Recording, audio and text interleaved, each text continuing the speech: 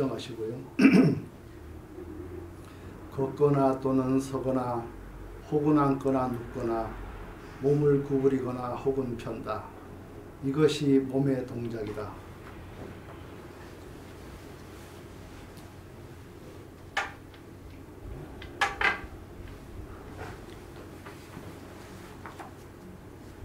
몸은 뼈와 힘줄로 엮여 있고 내 피와 살로 덧붙여지고 피부로 덮여져 있어 있는 그대로 보이지 않는다. 그것은 내장과 위, 간장의 덩어리, 방광, 심장, 폐장, 신장, 비장으로 가득 차 있다. 그리고 콧물, 점액, 땀, 지방, 피, 관절액, 담즙, 임파액으로 가득 차 있다. 또한 그 9구멍에서는 항상 더러운 것이 나온다. 눈에서는 눈곱, 귀에서는 귀지가 나온다. 코에서는 콧물이 나오고 입에서는 한꺼번에 담즙이나 가래를 토해내고 몸에서는 땀과 때를 배설한다. 또 그 머리에는 빈 곳이 있고 뇌수로 차 있다. 그런데 어리석은 자는 무명에 끌려서 그러한 몸을 아름다운 것으로 안다. 또 죽어서 몸이 쓰러졌을 때에는 부어서 검푸르게 되고 무덤에 버려져 친척도 그것을 돌보지 않는다. 개들이나 여우들, 늑대들, 벌레들이 파먹고 까마귀나 독수리나 다른 생물이 있어 삼킨다. 이 세상에서 지혜로운 수행승 깨달은 이의 말씀을 듣고 그것을 분명히 이해한다. 왜냐하면 그는 있는 그대로 보기 때문이다. 이것이 있는 것처럼 저것도 있고 저것이 있는 것처럼 이것도 있다. 안으로나 밖으로나 몸에 대한 욕망에서 떠나야 한다. 이 세상에서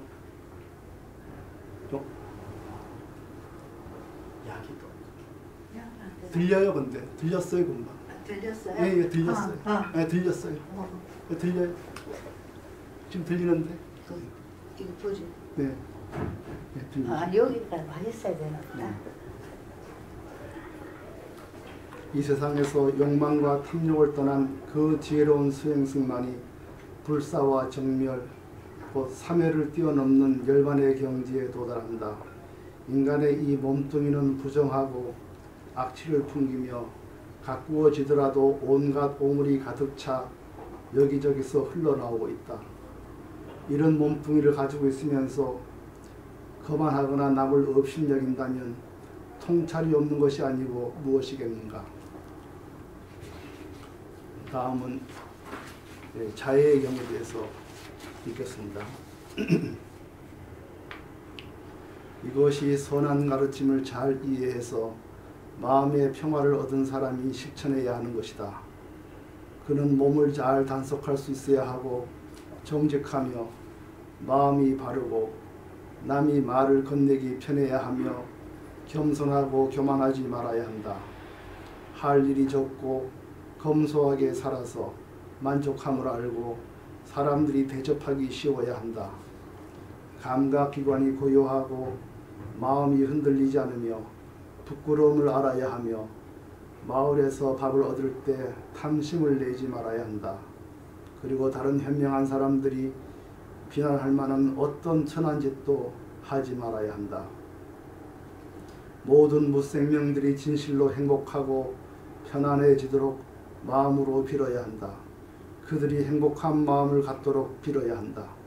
움직이거나 움직이지 않거나 길거나 크거나 중간 크기거나 혹은 짧거나 작거나 크거나 눈에 보이는 것이나 보이지 않는 것이나 멀리 살건 가까이 살건 이미 살고 있거나 앞으로 살아갈 것이든 모든 살아있는 생명들이 행복해지도록 빌어야 한다.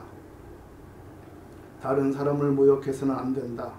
어느 곳에 있는 어떤 사람이라도 멸시해서는 안 된다. 화건하거나 밉다고 하여 남의 불행을 빌어도 안 된다. 마치 어머니가 목숨을 다하여 외아들을 지키듯 모든 생명에 대해 끝없이 포용하는 마음을 기르고 온 세상에 대해 자비로움을 키워야 한다. 위와 아래 그리고 옆에 그 누가 있어도 못된 짓을 하거나 미워하거나 시기하는 마음이 없이 끝없이 포용하는 마음을 길러야 한다. 피곤하거나 잠잘 때를 빼고는 서 있을 때나 걸을 때나 앉을 때나 누워 있을 때 늘 잊지 않고 이 마음을 기르도록 노력해야 한다. 이것이 사람들이 말하는 이 세상의 성인의 경지이다. 그릇된 견해들을 따르지 않고 계율을 지키며 늘 자신을 살피며 감각적 쾌락에 대한 탐욕을 이겨내면 그 사람은 결코 윤회에 들지 않는다.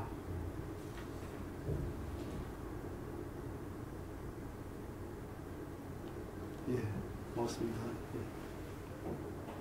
예. 이 자비경은 옛날에 부처님 때에도 매일 모일 때는 이렇게 깊이 그 자비관을 했습니다. 그래서 오늘 우리도 한번 이렇게 해봄으로써 그때 부처님 계실 때 어떻게 수행했는지 이제 그 맛을 이제 느끼고 배울 수가 있습니다. 오늘 우리가 배울 차는 소나의 품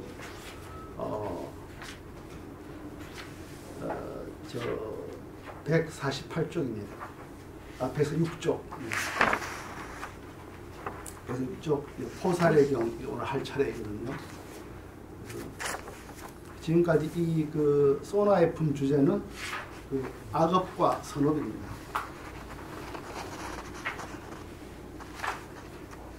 불교에서는 늘 이제 선업을 지어라, 악업을 짓지 마라 이런 말을 많이 하죠. 그러면 악업, 선업, 이게 악업, 선업 하지만 이게 불교는 매우 이제 다른 종교와 다른 고유한 게 있어요. 이게 뭐냐면 악업은 탐욕과 성냄과 그 다음에 자기를 돌아볼 줄 모르는 어리석음, 이것을 이런 그것으로 행동하면 악업이라고 그러고요. 선업은 탐욕과 성냄과 어리석음을 깨닫고 이걸 줄여나가면서 살아가는 거, 이걸 선업이라고 합니다. 그러니까 선과 악이 불교에서는 탐욕, 성냄, 어리석음, 이걸 삼독이라고 하죠. 세 가지 우리 삶을 파먹는 독이다. 삼독이라고 해요.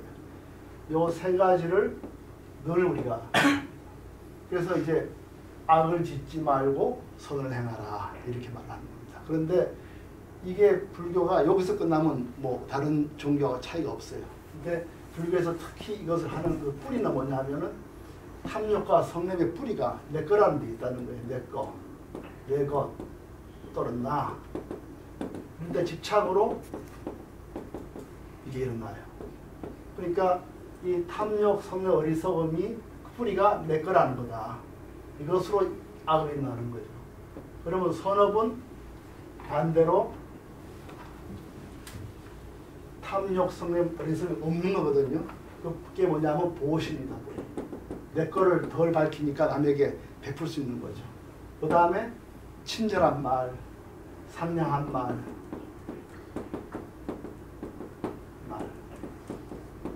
또 좋은 표정 이런 거죠. 표정. 이렇게 보시나 상냥한 말, 행동을 함으로써 그 뿌리에 있는 내 것이라든가 내닥하는 게 자꾸 사라지는 거예요. 그러니까 선업과 악업을 안 하고 선업을 하면은 단순히 그 좋은 걸 했다는 거기에 끝나는 게 아니고 그 뿌리인 나와 내 것을 자꾸 이제 높이는 거예요. 이렇게 하면은 이 속에서 우리가 무와 내가 없다는 인생에 무상하다, 모든 게 이 무상하다. 그 속에 나라는 게 없다. 무와 나라는 게 없다. 이 진리를 몸속 체득해 가는 과정이 이렇게 되는 겁니다. 그러니까 불교는 선업을 쌓고 악을 피하더라도 그것이 선악을 단순히 하는 윤리적인 데 머무르는 게 아니고 그 뿌리인 내 것에 집착을 없애고 그럼으로써 일체가 다 무상하고 그 속에 내가 없다는 진리를 스스로 체득해 가는 과정이 불교인 겁니다. 그래서 이제 이 우리가 배우는 이 소나이품의 중요한 주제가 이 업입니다. 근데 이제 이 업을 지금까지 우리가 하는데 이 악업의 가장 큰 폐해가 뭐냐면 생명을 함부로 하는 거예요. 욕을 남을 함부로 죽이고 살생하고요. 그 다음에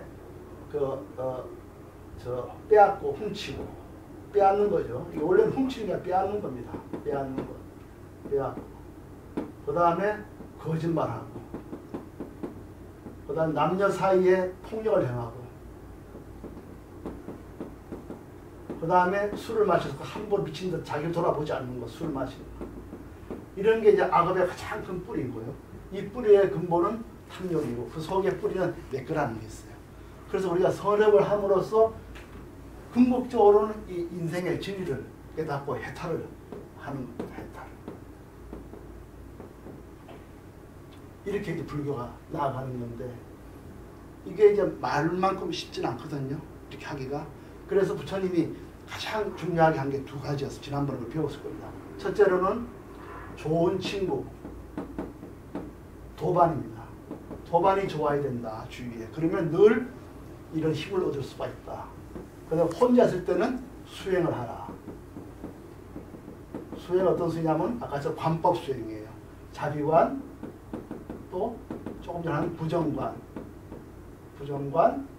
무상관, 호흡관 이런 걸 이제 시켰습니다. 이게 부처님 때는 이렇게 했었어요. 그 진리를 닦는 게 매우 생활에 깊이 들어갔어요. 그 사람이 실제 생활에서 어떻게 행동을 하고 어떤 마음 먹느냐 그걸 들어갔고요. 또 사람이 나는 다 할 수 있다. 절대 부처님은 그걸 믿지 않았습니다. 주위에 좋은 도반이 있을 때 힘을 얻는다. 굉장히 현실적인 신분이죠. 이상주의자가 아닙니다.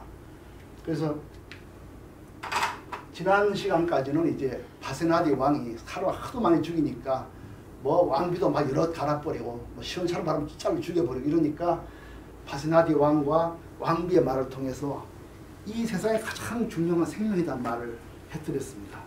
그렇게 해서 나갔는데 그 나병환자 숫바 붙다가 금생에 나병환이 된 것도 전생에 그렇게 흉한 일을 많이 해가지고 왔다 그렇게 있고요.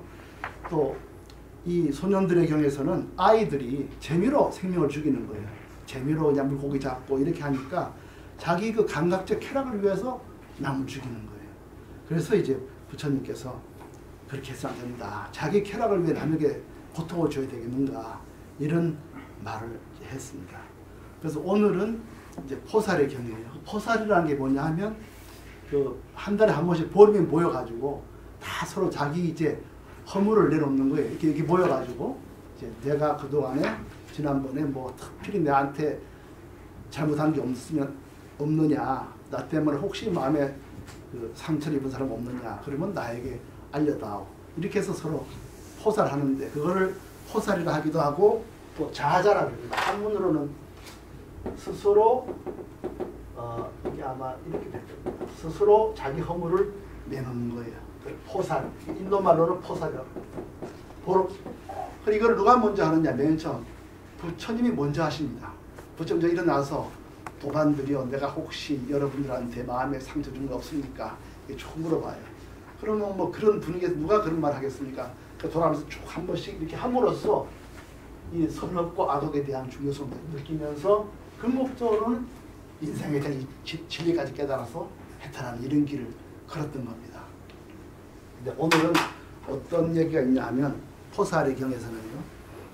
어떤 사람이 모이면 그 분위기가 참 좋잖아요. 보름달 뜬 데서 이제 부처님 하는데 어떤 사람이 자기가 악업을 욕도 많이 하고 이렇게 해놓고는 탐욕을 많이 부려놓고는 안 그런 척 하는 거예요. 그러니까 다른 사람은 다 청정한 자기 삶을 고백해서 동료들이 다 참 인정하고 존경하는데 한 사람은 유난히 안 그런 사람이 있는 거예요. 근데 이 사람이 고백을 안 해. 요새 말로는 막 오리발을 쫙 내밀고 앉아 있는 거예요. 그러니까 성단 전체 분위기가 싹 나빠져 버립니다. 그럴 때 부처님 무슨 말씀하셨는지 우리가 오늘 배우겠습니다. 그럼 포살의 경, 저 뒤에서 한번 읽어보시겠습니다. 예. 이와 같이 나는 들었다. 한때 세종께서 사바티시의 뽀빠라마 승원의 미가라마뚜 강당에 계셨다. 그때 세종께서는 포살일에 수행승들의 무리에 둘러싸여 앉아 계셨다. 마침 존재 안 한다가 밤이 깊어 초야가 지난 자리에서 일어나 가사를 한쪽 어깨에 걸치고 세존께서 계신 곳을 향해서 합장하고 세존께 이와 같이 말했다. 세존이시여, 밤이 깊어 초야가 지났습니다. 수행승들의 무리는 오래 앉아 있었습니다. 세존께서는 수행승들에게 계율의 항목을 설해 주십시오. 이와 같이 말했지만 세존께서는 침묵하셨다. 두 번째에도 존재 안 한다가 밤이 깊어 중야가 지난 자리에서 일어나 가사를 한쪽 어깨에 걸치고 세존께서 계신 곳을 향해서 합장하고 세존께 이와 같이 말했다. 세존이시여, 밤이 깊어 중야가 지났습니다. 수행승들의 무리는 오래 앉아 있었습니다. 세존께서는 수행승들에게 계율의 항목을 설해 주십시오. 두 번째에도 세존께서는 침묵하셨다. 세 번째에도 존재 안 한다가 밤이 깊어 후야가 지난 자리에서 일어나 가사를 한쪽 어깨에 걸치고 세존께서 계신 곳을 향해서 합장하고 세존께 이와 같이 말했다. 세존이시여, 밤이 깊어 후야가 지났습니다. 수행승들의 무리는 오래 앉아 있었습니다. 세존께서는 수행승들에게 계율의 항목을 설해 주십시오. 안한다여, 대중이 청정하지 못하다. 그러자 존자 마하 모갈라나가 이와 같이 생각했다. 어떤 사람과 관련하여 세존께서는 대중이 청정하지 못하다 라고 말한 것일까? 그래서 존자 마하 모갈라나는 자신의 마음으로 모든 수행승들의 무리의 마음을 읽고 생각했다.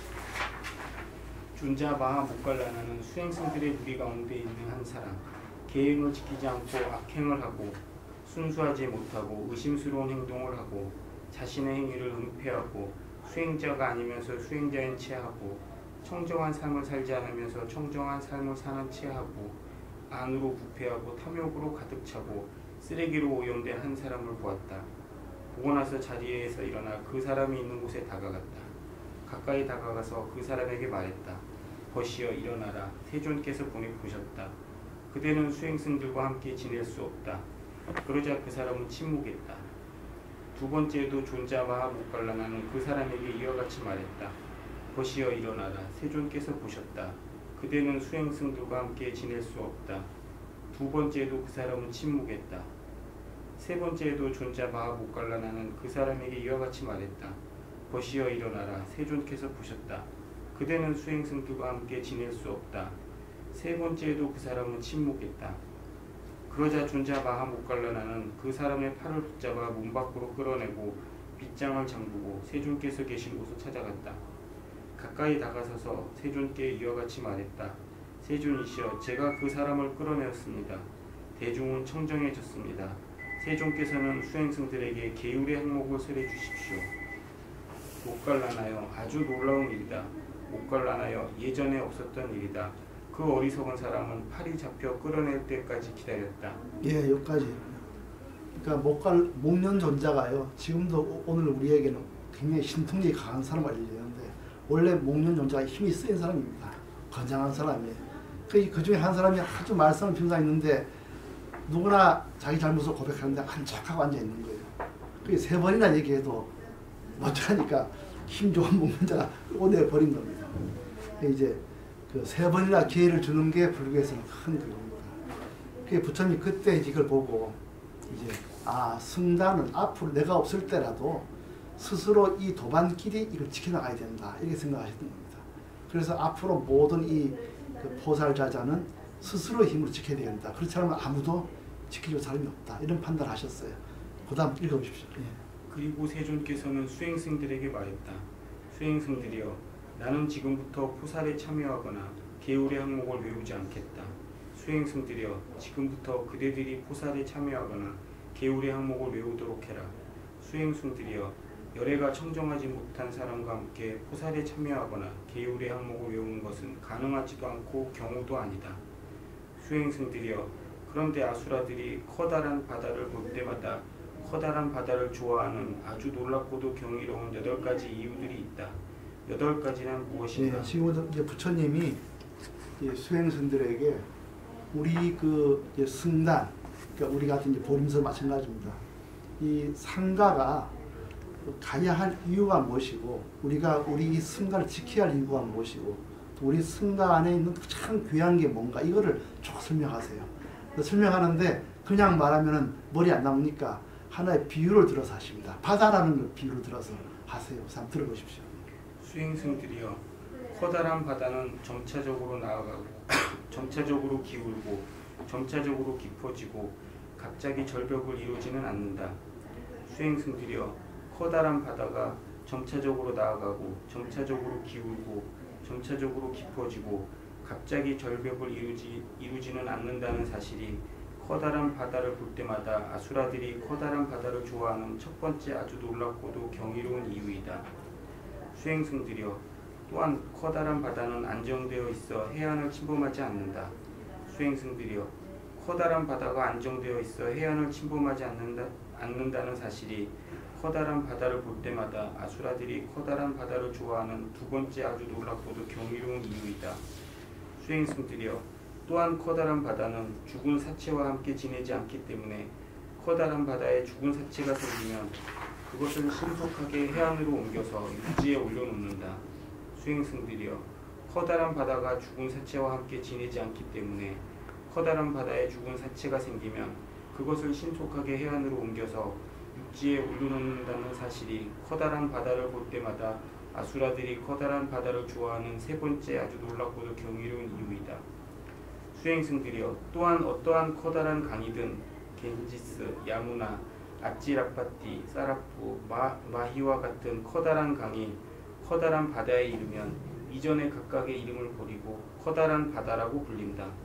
수행승들이여, 어떠한 커다란 강이든 겐지스, 야무나, 아찌라파티, 사라프, 마히와 같은 커다란 강이 커다란 바다에 이르면 이전에 각각의 이름을 버리고 커다란 바다라고 불리는 사실이 커다란 바다를 볼 때마다 아수라들이 커다란 바다를 좋아하는 네 번째 아주 놀랍고도 경이로운 이유이다.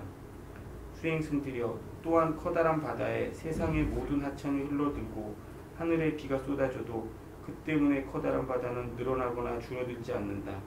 수행승들이여, 커다란 바다에 세상의 모든 하천이 흘러들고 하늘에 비가 쏟아져도 그 때문에 커다란 바다는 늘어나거나 줄어들지 않는다는 사실이 커다란 바다를 볼 때마다 아수라들이 커다란 바다를 좋아하는 다섯 번째 아주 놀랍고도 경이로운 이유이다. 수행승들이여, 또한 커다란 바다는 오직 한 맛인 짠맛을 지니고 있다. 수행승들이여, 커다란 바다가 오직 한 맛인 짠맛을 지니고 있다는 사실이 커다란 바다를 볼 때마다 아수라들이 커다란 바다를 좋아하는 여섯 번째 아주 놀랍고도 경이로운 이유이다.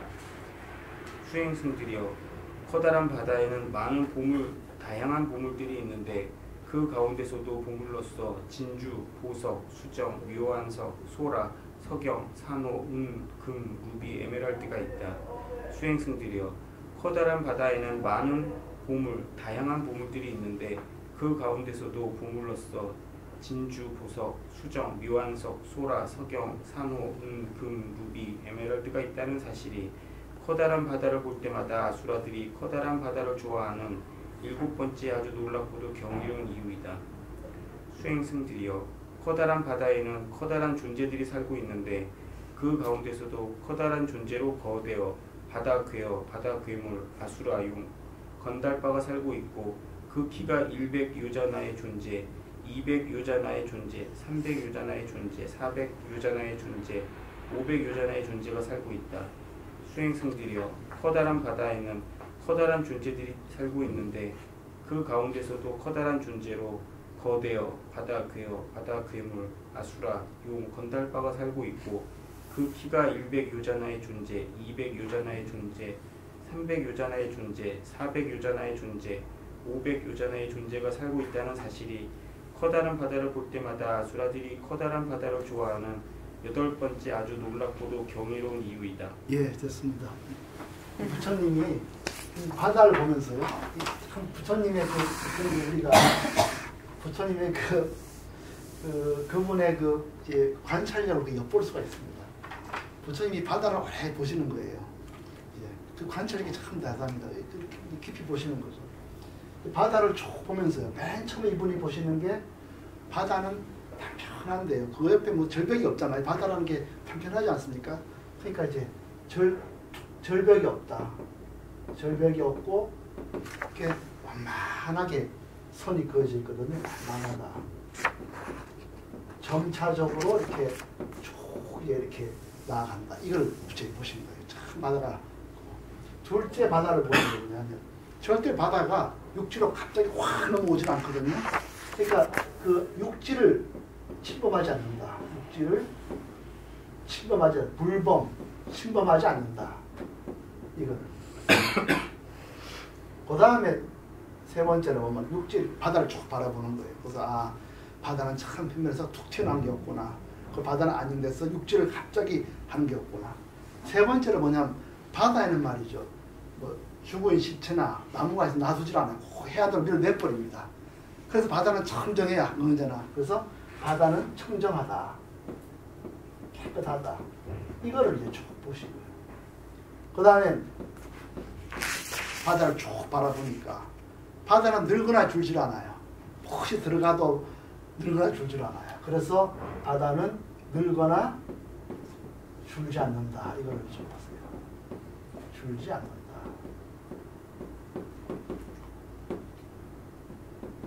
또 이제 바다를 쭉 바라보니까요.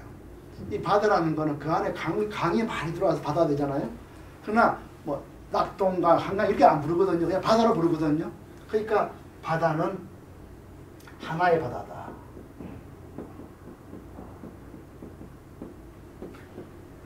그 다음에 바다의 이 본문의 맛이 다 이제 소금 맛이잖아요. 한 맛이다.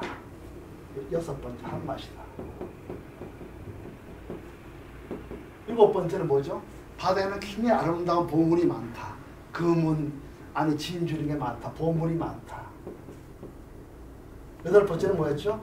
그 안에 상어도 살고 저 고기도 갖가지 가서 그 안에 뭐 이제 용왕도 살고 그 안에 많은 존재가 산다.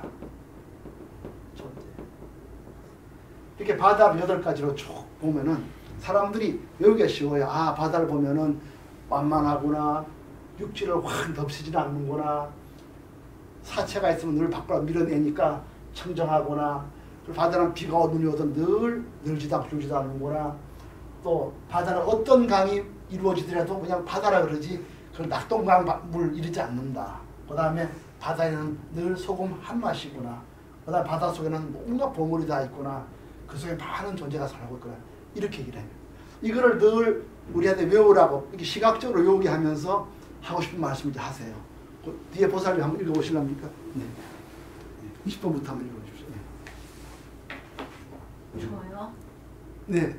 그래서 하세요. 옆에서 벗어나세요. 네. 수행승들이여 아수라들이 커다란 바다를 볼 때마다 커다란 바다를 좋아하는 아주 놀랍고도 경이로운 이와 같은 8가지 이유들이 있다.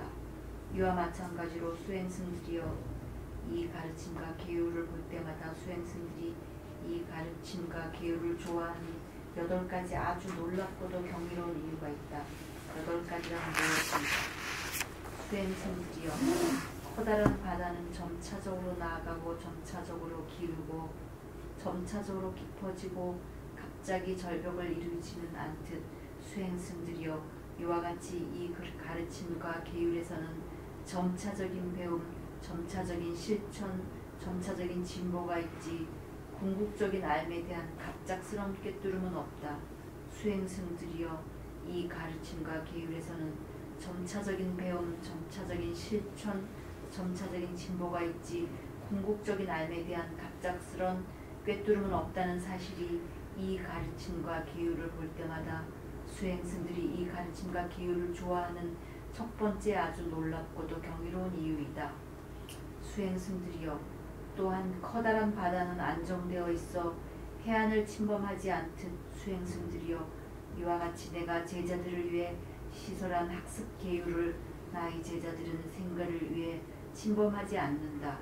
수행승들이여 이 가르침과 계율에서는 내가 제자들을 위해 시설한 학습 계율을 나의 제자들은 생계를 위해 침범하지 않는다는 사실이 이 가르침과 계율을 볼 때마다 수행승들이 이 가르침과 계율을 좋아하는 두 번째 아주 놀랍고도 경이로운 이유이다.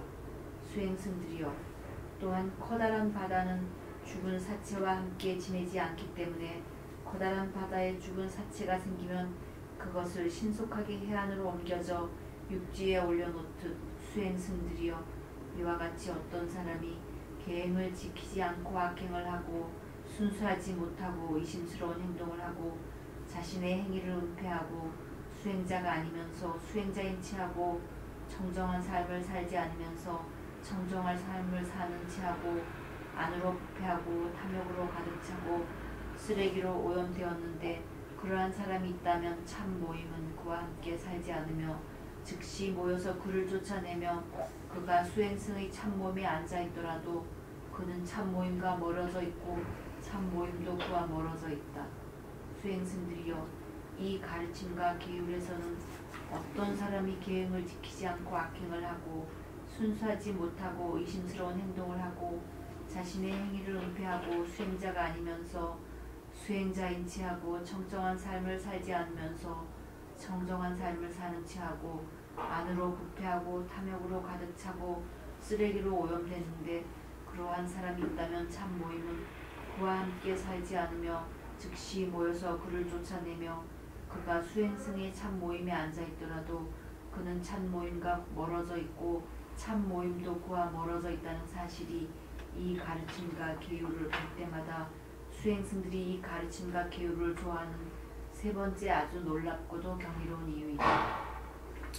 수행승들이여 또한 어떠한 커다란 강이든 겐지스, 야무나 아찌라바티, 사라부, 마히와 같은 커다란 강이 커다란 바다에 이르면 이전의 각각의 이름을 버리고 커다란 바다라고 불리듯 수행승들이여 이와 같이 어떠한 네 계급에 속하는 사람이든 즉 왕족, 바라문, 평민, 노예이든 열애가서라는 가르침과 계율에 따라 집에서 집 없는 곳으로 출가하면 예전의 이름과 성을 버리고 수행자 사키야의 아들이라고 불린다. 수행승들이여 어떠한 네 계급에 속하는 사람이든 즉 왕족, 바라문, 평민, 노예든 열애가서라는 가르침과 계율에 따라 집에서 집 없는 곳으로 출가하면 예전의 이름과 성을 버리고 수행자 사키야의 아들이라고 불린다는 사실이 이 가르침과 계율을 볼 때마다 수행승들이 이 가르침과 계율을 좋아하는 네 번째 아주 놀랍고도 경이로운 이유이다. 수행승들이여 또한 커다란 바다에 세상의 모든 하천이 흘러들고 하늘의 비가 쏟아져도 그 때문에 커다란 바다는 늘어나거나 줄어들지 않듯 수행승들이여 이와 같이 많은 수행승들이 자녀가 없는 열반의 세계에서 완전히 열반에 들지만 열반의 세계가 늘어나거나 줄어들지 않는다. 수행승들이여 많은 수행승들이 자녀가 없는 열반의 세계에서 완전한 열반에 들지만 열반의 세계가 늘어나거나 줄어들지 않는다는 사실이 이 가르침과 계율을 볼 때마다 수행승들이 이 가르침과 계율을 좋아하는 다섯 번째 아주 놀랍고도 경이로운 이유이다. 수행승들이여 또한 커다란 바다가 유일한 맛인 짠맛을 지니고 있듯 수행승들이여 이와 같이 이 가르침과 계율은 유일한 맛인 해탈의 맛을 지니고 있다.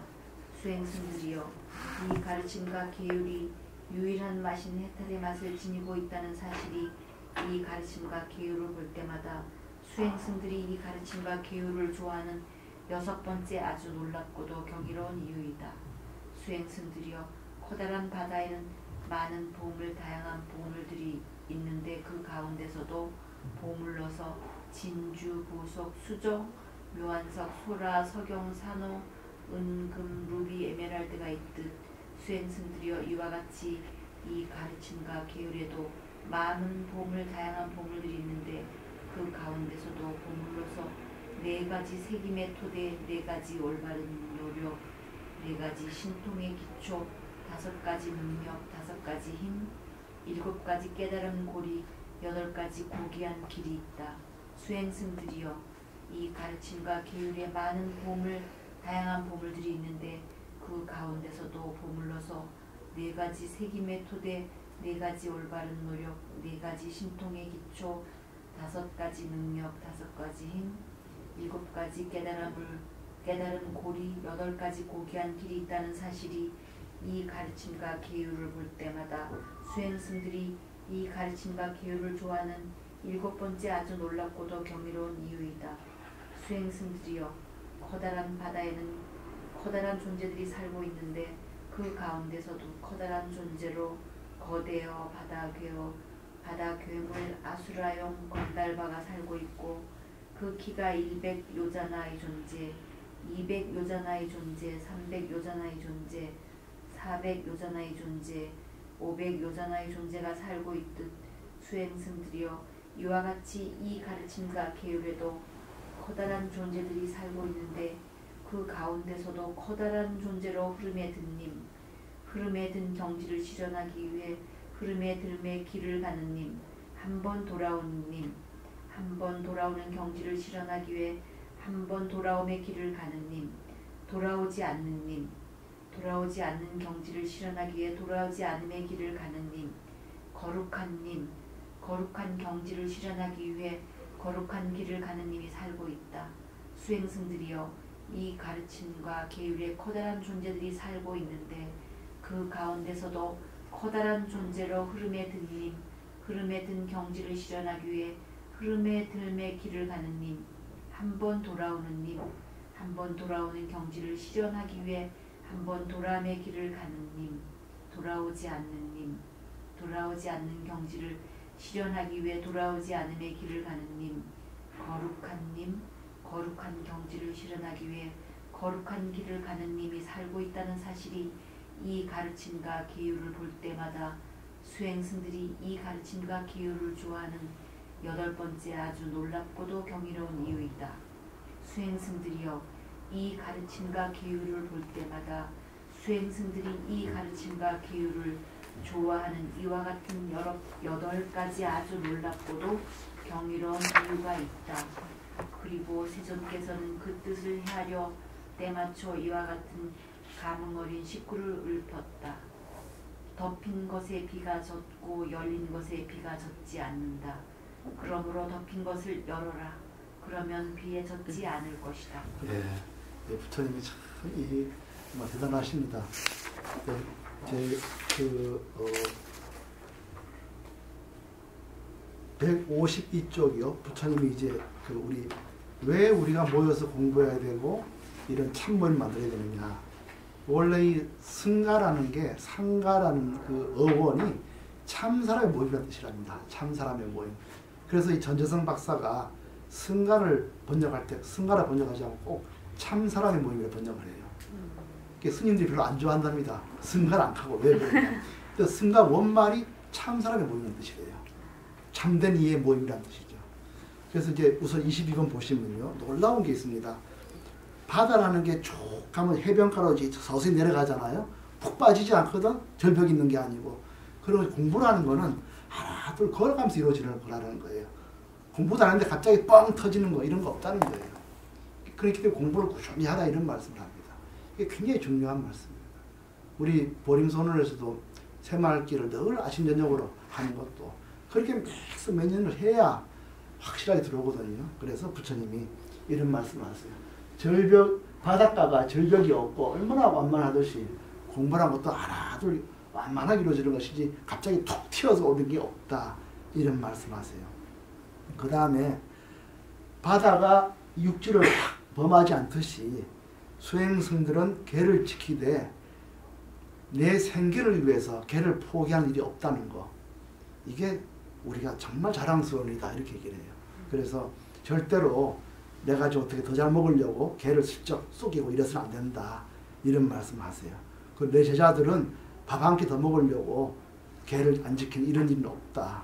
이게 우리 승단의 자랑스럽고 놀라운 경이로운 거다. 이렇게 해서 바다 육지 범하지 않듯이 우리 제자들은 개를 범하지 않는다.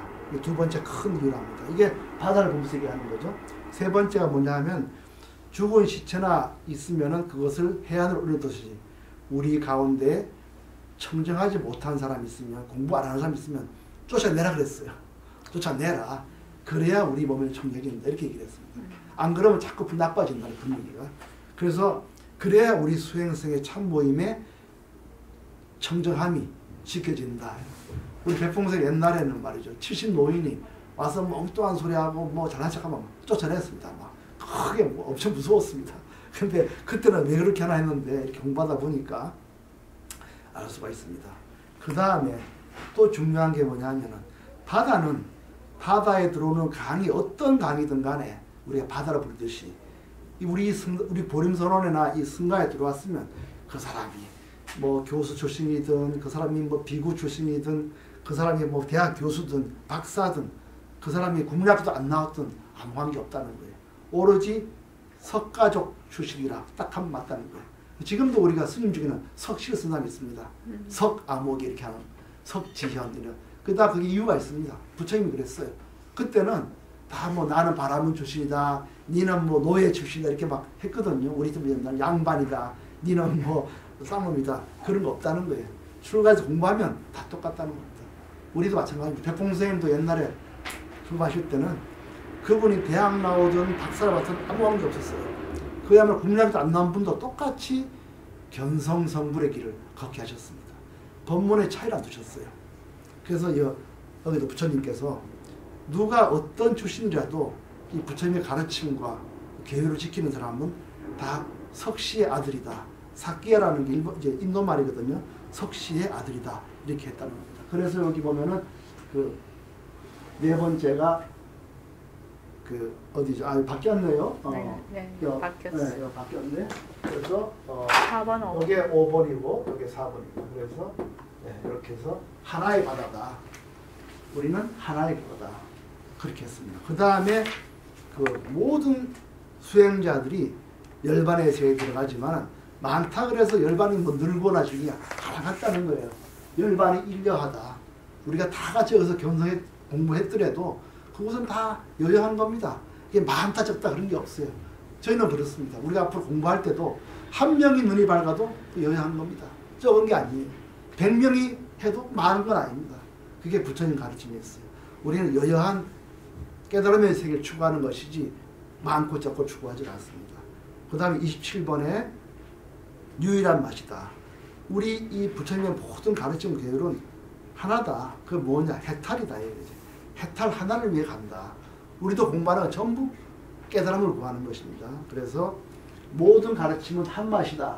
그 한 맛은 해탈이라는 거예요. 이게 굉장히 중요한 말이에요. 해탈. 여기 해탈이 있죠? 우리가 악업과 악업을 하지 않고 선업을 하고 그 하면은 단순히 그게 행동 무슨 방식을 말하는 게 아니라 그 안에는 무아와 무상을 깨닫고 해탈하는 겁니다.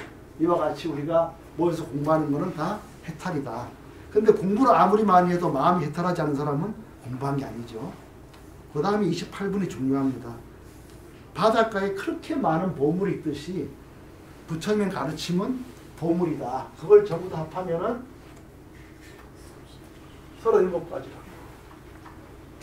이거는 이제 그 후에 부처님께서 가르친 모든 교법을 모아놓은 거예요. 그렇게 37가지의 조도품이라고 합니다. 도울 조자, 도품이라고 해요. 37가지의 도를 닦는데 도움을 주는 품이다. 37가지. 그 조도품이라고 해요. 말하자면 공부하기에 좋은 방편이 37가지 됩니다. 우리 공부를 할 겁니다. 그 다음에 여기에 이제 보물이죠. 바닷가에 많은 존재가 뭐냐면 우리 공부하는 사람들이 우리 수행자입니다. 수행자가 거기 보면 4가지가 있어요. 첫째로 이제 지난 배웠죠? 수다원가. 그 다음에 사다함과. 그 다음에 아나함과. 그 다음에 아라함과. 이걸 얻은 거죠? 아라한. 얻은 것이고. 그리고 얻기 위해서 그 과정에 있는 사람은 행이라고 그랬죠? 수다원, 행. 또는 도라기도 하고 행이라고 그러잖아요. 과정에 있다, 길에 있다는 얘기. 또 행을 하고 있다 이런 얘기. 수다원, 행. 사다함, 행. 아나함, 행. 아라한, 행. 금강경에 아라한도 하면 이게 아라한 행을 말하는 거예요. 이렇게 하면 뭐죠? 4가지가 있고 쌍으로 있죠? 그래서 이걸 저 사쌍 8배라고 합니다. 사쌍 4쌍으로 8배 8가지가 있다. 배자, 사람 배자죠. 이렇게.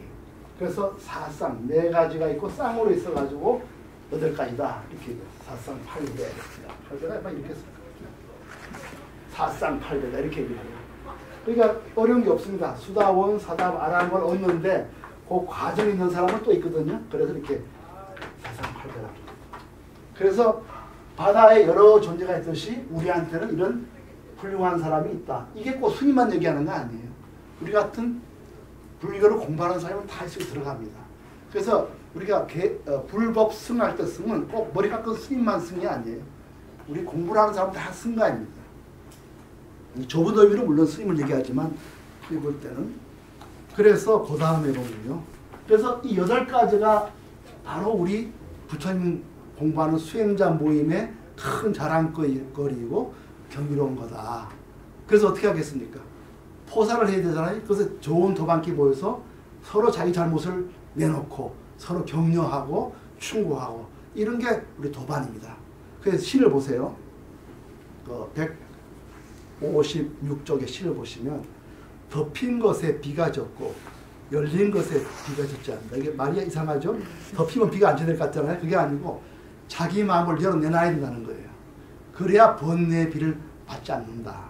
그런데 자기 잘못을 감추면은 번뇌의 비를 맞는다는 거죠. 네, 그래서 그런 겁니다. 덮인 것에는 비가 젖고 내가 내 잘못을 남한테 얘기를 안 하고 말이죠. 싹 감추고 있으면 더 번뇌가 강해집니다. 그래서 여러분 내 번뇌를 사람에게 내가 잘못이었습니까? 마음을 열면은 번뇌가 비가 젖지 않는다. 그래서 이런 말을 한 겁니다. 그러므로 감추지 말고 열어라. 도반들에게 네 잘못이나 그걸 늘 겸손하게 물어라. 그러면 번뇌의 비에 젖지 않을 것이다. 이런 말씀을 한 겁니다. 거기 오늘 프린트 내주신 걸 잠깐만 제가 보고 다음에 오늘 시간은 많이 안 돼서 다음에 하겠는데요. 37가지 도 닦는 거는 이걸 다 하라는 얘기는 아니에요. 부처님이 평생 하신 법을 모아놓다 보니까 37가지입니다. 그래서 간단히 설명을 드리면요. 이 사념처가 맨 첫점이 사념처입니다. 4가지 색임의 토대라는 건데 사념처 이게 아주 중요한 수행법입니다. 왜냐하면은 제가 연기법을 한번 말씀을 한번 드렸을 거예요.